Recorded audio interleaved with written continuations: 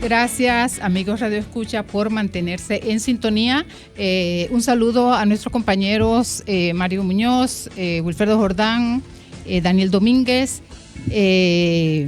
Alec Hernández y a mi primo que está en sintonía, Diógenes Acosta.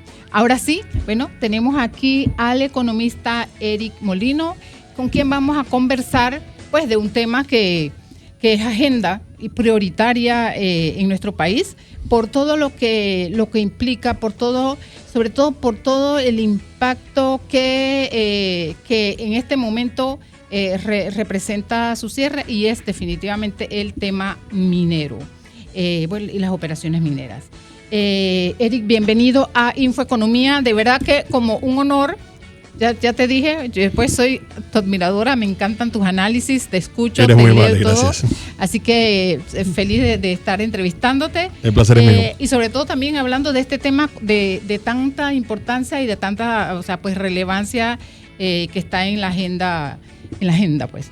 Eric, ¿cuál ha sido realmente el impacto económico para Panamá tras el cese de las operaciones de la mina de cobre? Mira, yo te quisiera empezar por tal vez describir esto con una analogía, porque por ejemplo cuando tú escuchas que el impacto de los 2 últimos años ha sido 3.500 millones de dólares, muchas personas la verdad es que pierden la perspectiva de semejantes números tan astronómicos, porque son números en los que no nos podemos relacionar. Si yo te digo $1.000 es fácil identificar, pero cuando hablamos de 3.500 millones de dólares en 2 años, la verdad es que se pierde. Te doy una analogía simple. La distancia de la Tierra al Sol son 150 millones de kilómetros. Tú dices, eso no significa nada para mí. Pero si yo te digo, ok, si tú redujeras el Sol al tamaño de una bola de fútbol, entonces, ¿qué distancia estaría en la Tierra? Estaría aproximadamente entre la mitad de la portería y la media cancha. Ahí sí me entendiste. Ya puedes ver una proporcionalidad de esa distancia. Cuando hablamos de 3.500 millones de dólares, ¿qué es eso en actividad económica? Bueno, el PIB del año pasado precisamente creció 3.500 millones de dólares. Entonces, si hubiéramos tenido ese, digamos, crecimiento acumulado que hubiéramos tenido del 2024 y el 2025, el año pasado hubiéramos crecido el doble de lo que crecimos. Visto también de otra perspectiva, lo que aportó el sector comercio, logística y transporte y hotelería y turismo en los últimos 2 años precisamente suma también 3.500 millones de dólares. Entonces, cuando hablamos de lo que se pierde por haber tenido una industria que ha estado con el cese de sus operaciones, equivale al crecimiento que tuvimos el año pasado, o sea que hubiéramos tenido el doble de crecimiento, y equivale a 2 años acumulados de 2 de los 3 sectores más grandes, que son comercio y logística y el sector turismo juntos. Entonces, sí es importante entender las dimensiones de cuánto es la actividad económica que el país pudo haber percibido de haber estado abiertas las operaciones de la mina. Y esto, de verdad que escucho estas cifras. Ayer también escuchaba de en lo que es la magnitud de la pérdida de empleo, que es lo que realmente, además de lo que representa en la pérdida del Producto Interno Bruto, el aporte al Producto Interno Bruto también en empleo. Entonces, ¿cómo se distribuye esta pérdida económica entre impuestos, regalías, salarios y compras? Claro. Compras, porque la actividad definitivamente necesita comprar muchísimas cosas. Déjame darte un ejemplo. Cuando en economía hablamos, la palabra, digamos, intelectual y académica es encadenamiento productivo. ¿Pero eso qué quiere decir?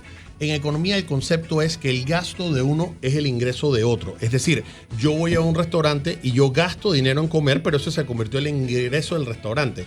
El restaurante a su vez le paga a sus empleados, eso se vuelve el ingreso de la persona que está recibiendo como empleado ese dinero, y él a su vez va y consume. Hay un efecto multiplicador en el tiempo de todo lo que se va, digamos, circulando en la economía. En compras locales, que yo creo que es una pregunta muy importante que me has hecho, se estima que nosotros hemos perdido aproximadamente 930 millones de dólares al año, que eso era lo que se gastaba en compras a nivel doméstico y a nivel local cuando la mina estaba operando. Esos 930 millones de dólares era más de la mitad de eso era a empresas MIPYMES. Entonces, cuando nosotros vemos los empleos y cuando nosotros vemos la cantidad de desempleo que ha habido y que ha persistido, pese a que el país ha crecido, lo que nosotros no podemos dejar de considerar es que el hecho que nosotros teníamos una empresa que hacía un nivel importante de las compras a nivel doméstico, a nivel nacional, eso evidentemente ha repercutido en muchos negocios que muchos tuvieron que cerrar y muchas personas que trabajaban para estos negocios y que no se han podido recuperar, sobre todo aquellos que trabajaban en el interior de la República. Los que trabajaban en la ciudad de Panamá pueden, digamos, tratar de buscar otros empleos, pero no hay esa misma cantidad de oportunidades a ese nivel de remuneración, inclusive en provincias como Coclé y Colón. Así es. Y en otras, esa provincia como Coclé y Colón, porque, a ver, en redes uno escucha todo, ¿no? Claro. Están los favores, están en contra, pero más allá también hay algunas otras oportunidades. Tú como economista consideras que otro tipo de empresas también pueden llegar para poder dinamizar ese sector de allá, porque si a la final, ahí estás escuchando un candidato presidencial que está hablando de hacer un plebiscito, independientemente de lo que decida el gobierno, ¿habrá alguna otra forma de que lleguen empresas de otros países? He escuchado de muchos empresarios que se quejan de las leyes en Panamá, que no favorecen a las empresas por la cantidad de días libres y otros temas. No, y la burocracia. Y la burocracia. ¿Consideras que hay otra forma de activar esa economía en las provincias centrales? Mira, la pregunta que me haces es muy buena y yo digo que no caigamos en la falsa dicotomía de que es que hay que abrir la mina o nada. La mina es que eso es lo que en la red la gente está hablando. Sí, y yo siento, mira, yo soy economista y al final también soy profesor de la universidad y me toca dar comentarios muy, muy académicos y sustentados. Trato de no caer, digamos, en los discursos políticos, ¿no? Tal vez es una falsa dicotomía decir que hay dos opciones, o la mina o nada. Entonces, yo lo que sí más planteo es, la mina es una parte importante de una estrategia integral porque la mina es un potenciador. Es decir, al tú tener una operación tan grande contratando a tantas personas, eso hace que se dinamicen otras industrias. Cuando, por ejemplo, nosotros vemos industrias como la construcción, que la construcción es uno de los principales motores económicos de nuestro país. En el momento que tú cerraste la construcción, y de hecho nosotros en construcción apenas el año pasado nos recuperamos a los niveles prepandemia, ahí es donde tú viste que no habían tantos empleos circulando, ahí tú veías que hay un problema muy grande con las personas consiguiendo para poder calificar para hipotecas, y tú te das cuenta que si tú dejas de mover un engranaje, el resto también se paraliza. Entonces yo creo que más bien la conversación que hay que tener es, tú tenías una empresa que era un gran comprador de comercio local, donde el salario promedio era $1,500, que es más del doble de lo que tú ves en la mediana salarial de la provincia, por ejemplo, de Coclé. Esa persona que dejó de trabajar en la mina, ¿cuáles eran las opciones disponibles? La principal es el sector agropecuario, donde la mediana salarial a nivel nacional es $300. O sea que esa persona pasó de ganar $1,500 a 300. Entonces, ¿existen otras cosas? Por supuesto. Yo, de hecho, una de las cosas que yo siempre planteo es que las estrategias no deben ser exclusivas. Tenemos que tratar de ver de qué manera se potencia el turismo, de qué manera se potencia, por ejemplo, tratar de seguir siendo atractivo para la inversión extranjera directa. Te hablé, digamos, de la burocracia y no te lo hablé, pero cuando me lo mencionaste también estaba pensando en la rigidez del mercado laboral, pero nosotros no tal vez deberíamos caer en el instrumento de político de decir tan radicalmente es que no o es que sí. Es que al final tenemos que considerar todas las cosas y a mí me parece, como te estaba diciendo, la mina al final va a ser un potenciador. En este momento donde el desempleo está en 227,000 personas, nosotros no podemos estar escogiendo, digo, bueno, este proyecto sí, este proyecto no, porque no es que se necesitan generar 2,000 o 3,000 empleos, se necesitan generar 20,000, 30,000, 40,000 empleos. Abre todas las llaves. Es una analogía de abre todas las llaves. Hay que hacerlo, por supuesto. Yo creo que el enfoque de la conversación, y tú me estabas preguntando por las regalías y no te lo comenté, el enfoque donde debería estar dirigido, donde yo pienso que debería ser el enfoque de las políticas públicas. Cuando nosotros tuvimos la mina en operación, la gente no veía los beneficios y los resultados porque el dinero entraba al hoyo negro del Estado. Entonces las personas, y yo creo que con justa razón de cierta manera, dicen, es que yo no veo esos beneficios. Entonces nosotros debemos estar replicando los modelos que han usado Perú, los modelos que ha usado Chile, los modelos que han usado países de Latinoamérica que tienen mucha experiencia minera y decir, el dinero de las regalías, en lugar de ir al hoyo negro de las finanzas del Estado, lo que debería hacer es utilizarse ese dinero para infraestructura de agua, infraestructura de salud, infraestructura de educación, poder resolver los problemas que el panameño está sintiendo. El agua, la gente que no tiene agua. ¿Tú sabes cuánto se necesita ahora que estamos hablando de agua? ¿Tú sabes cuánto se necesita al año invertir en infraestructura de agua para cerrar la brecha? El CAF calcula que como mínimo $380 millones al año. Ese es todo el presupuesto del órgano judicial y el Ministerio de Cultura juntos. O sea, todos los años hay que invertir eso apenas para cerrar la brecha. De aquí al 2030 el CAF calcula que debemos invertir $5.500 millones en agua. ¿De dónde va a salir ese recurso? Entonces, por eso que yo digo, parte de la conversación tienes que incluir el tema de la mina, no solamente por la generación de empleo, sino también porque las regalías que podemos percibir nos van a ayudar a cerrar esas brechas de infraestructura. Así es. Definitivamente este es un debate, pero cuando uno se pone a analizar todo lo que se ha perdido, entonces, pues definitivamente hay que ser serios, hay que analizarlo y ponerse en lugar de esas personas, por ejemplo, que estaba buscando 1,000, 2,000 trabajadores y llegaron 70,000. Entonces tú dices, óyeme, o sea, hay que solucionar y hay que analizarlo objetivamente y también, bueno, si hay que hacer los cambios que se necesiten hacer, pues que se hagan para protección del ambiente, para todo, para que los beneficios que sean mayores beneficios para el país, pero tenemos una decisión que favorezca a Panamá y a los panameños. La manera en que yo tal vez lo trato de sustentar es pensemos en el cómo sí en lugar del por qué no. Okay, porque el por qué no ya lo sabemos. Lo que pasa es que tenemos mucho tiempo y eso pasa en todas las cosas en la discusión política de nuestro país que quedamos en inacción. Entonces tú escuchas a la gente a favor, escuchas a la gente en contra, pero al final no se ejecuta, no acaba haciendo nada. Usted me preguntó, por ejemplo, del tema del plebiscito. A ver, yo entiendo el argumento en cuanto, bueno, para tener más participación y para que haya un mandato. Lo que pasa es que ya tú tienes en lo más rápido que lo podrías organizar es 6 meses, 7 meses. Lo más rápido si tú te esfuerzas todo para sacar esto. Yo lo pongo más sencillo. Son 12 quincenas. Tú le vas a seguir diciendo a una persona que está desempleada de hace cuánto tiempo, decirle, te tienes que esperar 12 quincenas más para que el país tome una decisión para mejorar la economía del país. A mí eso me parece una responsabilidad. Así es. Comparto completamente tu opinión. Y bueno, como les dije, hay que ser serios y analizarlo. ¿Cómo sí? Y no, ¿por qué no? Ajá, y no, ¿por qué no? Sí, bueno, vamos a nuestra última pausa comercial y al volver seguimos conversando con Eric Molino sobre este tema. No te vayas, pronto estaremos de vuelta en Infoeconomía. En el Canal de Panamá movemos más que barcos. También aseguramos agua para escuelas, hospitales, comercios y las casas de más de 2 millones de personas en Panamá, San Miguelito, Colón y Panamá Oeste. Pero en los últimos años el clima ha cambiado, el país ha crecido y el agua ya no alcanza como antes. Por eso, estamos trabajando en el proyecto de Río Indio, que incluye un nuevo lago para almacenar agua y enviarla por gravedad hacia el lago Gatún, a través de un túnel de 8 kilómetros de largo. Junto a las comunidades de Río Indio, estamos diseñando el plan de reasentamiento para compensar de manera justa a las familias con su nuevo terreno, título de propiedad, casa y mejores oportunidades. Asegurar el agua del futuro es otro aporte de tu canal, Canal de Panamá. El valor de estar asegurado. Estar asegurado no es un lujo, es una necesidad. Un seguro puede marcar la diferencia entre recuperarte de una pérdida o quedar desprotegido. Prevención es protección. Un mensaje de la Superintendencia de Seguros y Reaseguros de Panamá. Tocumen vuelve a poner a Panamá en el mapa de la conectividad global. El Aeropuerto Internacional de Tocumen se posiciona en el top 3 de los megahubs de América Latina según el ranking de la OAG. Este reconocimiento confirma lo que millones de pasajeros viven cada día. Panamá es el punto donde el continente se conecta con el mundo.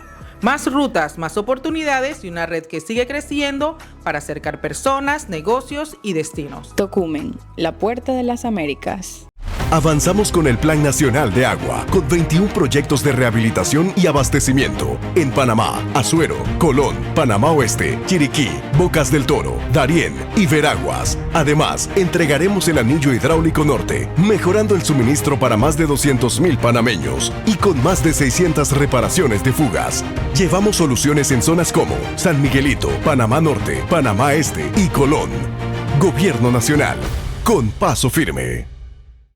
Hay padres que sueñan con regalarle a sus hijos todo lo mejor, más allá de ropa o juguetes. Por ello, en Banco Nacional de Panamá, creemos que hay un regalo que vale mucho y que puede acompañarlos toda la vida. Enseñarles el valor de ahorrar, porque cuando un niño aprende a ahorrar, aprende a construir oportunidades, a alcanzar sus metas y a creer en su futuro. Regálales hoy la oportunidad de un mejor mañana. Cuenta de ahorro Mi Futuro Banconal. Banco Nacional de Panamá. Grande como tú.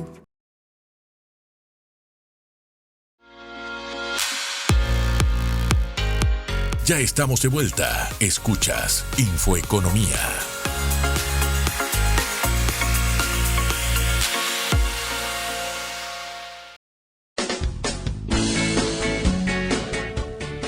Gracias por mantener la sintonía. Ya estamos en nuestros últimos minutos del programa, conversando con el economista Eric Molino sobre el tema minero. Sobre el tema minero que estará en debate hasta que se tome una decisión.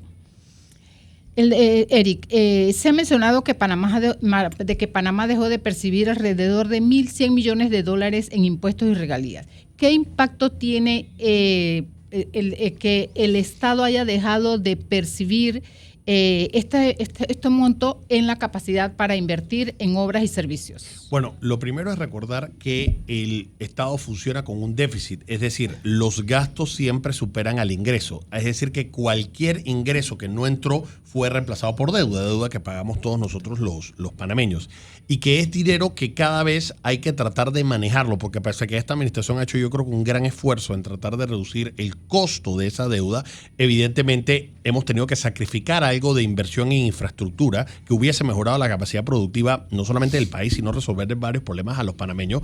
Hemos tenido que recortar, digamos, el presupuesto de algunos proyectos importantes, realmente porque hay que tratar de cumplir con, digamos, esos estándares internacionales que nos piden la calificadora. Esos 1.000 millones de dólares, nada más para ponerlo en perspectiva, equivale a 9 años de dividendos de la Caja de Ahorro y el Banco Nacional de Panamá. No estamos hablando de una cifra pequeña. Entonces, cuando tú ves que el año pasado solamente se pudo haber percibido 600 millones de dólares, el año pasado, si excluyes al canal, todas las participaciones en las utilidades que tiene el Estado en las empresas donde es asociado, da 643. O sea que prácticamente hubiésemos doblado lo que nosotros hubiésemos percibido en las empresas donde el Estado tiene participación.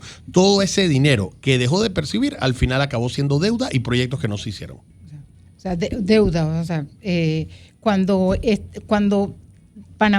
los panameños necesitan cada vez más mejoras en los servicios públicos y mayor inversión, entonces se está utilizando estos recursos para deuda. Entonces el impacto, entonces yo abogaría porque las regalías entonces o los impuestos que genere las operaciones mineras de alguna manera vayan a obras que el pueblo necesita. Yo creo que esa es la manera que le ha funcionado al Perú, por ejemplo. Ellos tienen un fideicomiso en donde la mitad del ingreso va precisamente primero, vamos a dar el equivalente a Panamá, va primero a la comunidad, al corregimiento, al distrito y entonces a la provincia. Entonces, mientras más cerca tú estás del proyecto, tú tienes que ver tangiblemente cuáles son los beneficios de que esté ubicado ahí ese proyecto, y las personas evidentemente defienden al final del proyecto o quieren que esté ahí, porque al final eso acaba pagando las cuentas de los proyectos que se necesitan hacer de infraestructura, como mencioné, de agua, de hospitales, de educación, que en este país evidentemente todavía estamos en un déficit. Así. No, y definitivamente el hecho de que 930 millones en compras locales se hayan dejado de percibir tiene un impacto importante en las comunidades vecinas, ¿no? A las operaciones.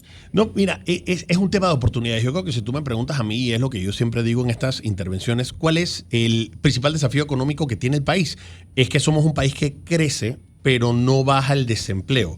Y eso suena raro, porque lo que tú esperarías es que cuando aumenta el crecimiento económico debería bajar el desempleo. Y lo que pasa es que hemos estado creciendo en rubros que son importantísimos para nuestras metas macroeconómicas, que como lo son el canal, el transporte y y el sector financiero, pero son sectores que son más intensivos en capital que intensivos en mano de obra. Sí, entonces, o sea, crece, pero en esos sectores no hay mucho empleo. No, exactamente. Entonces, cada dólar que genera eso no genera tantos empleos como lo generaría construcción, como lo generaría minería. El encadenamiento productivo es más intenso de capital en estos sectores que, por ejemplo, en los que hemos crecido. Entonces, al final, si nosotros queremos ver que ese crecimiento que se ve en las cifras macroeconómicas se vean traducidos en el bolsillo del panameño, nosotros tenemos que al final tomar decisiones estratégicas de ver cómo sí, en lugar de seguir en, digamos, la inactividad del por qué no, y al final, mientras tanto, siguen sufriendo los panameños. Así es. O sea, y lo ideal sería que sea lo más pronto posible para que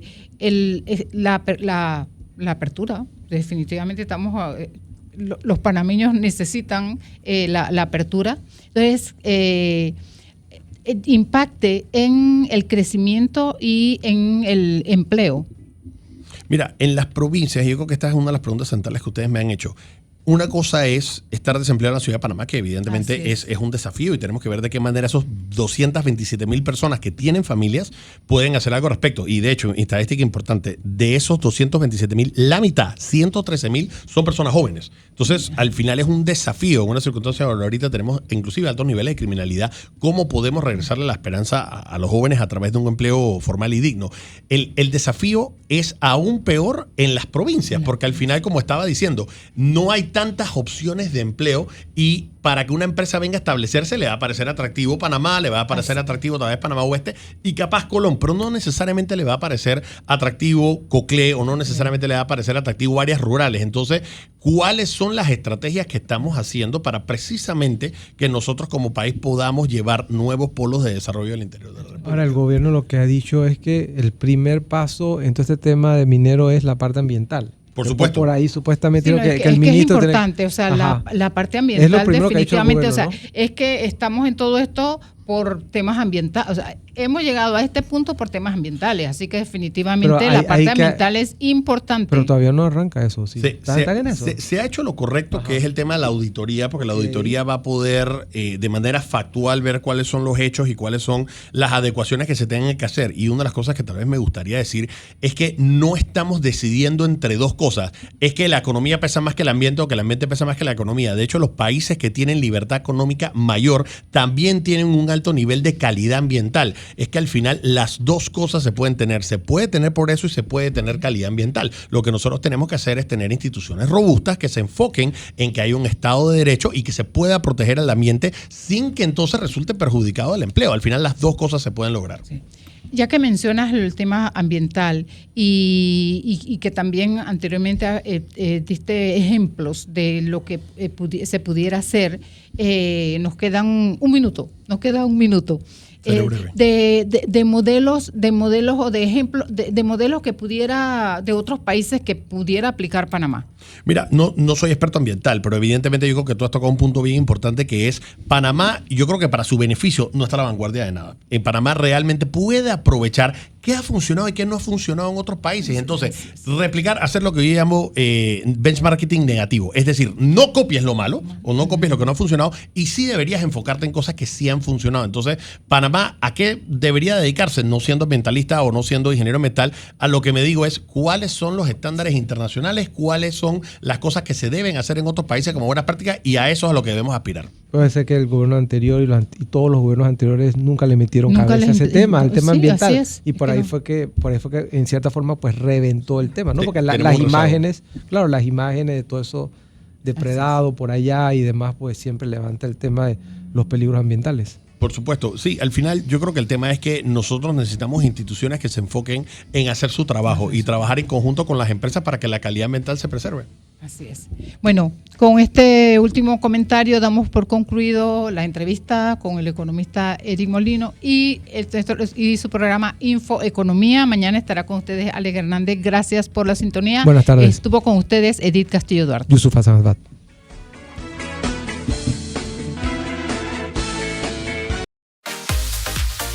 Así hemos llegado al final de tu programa Info Economía. Gracias por tu sintonía.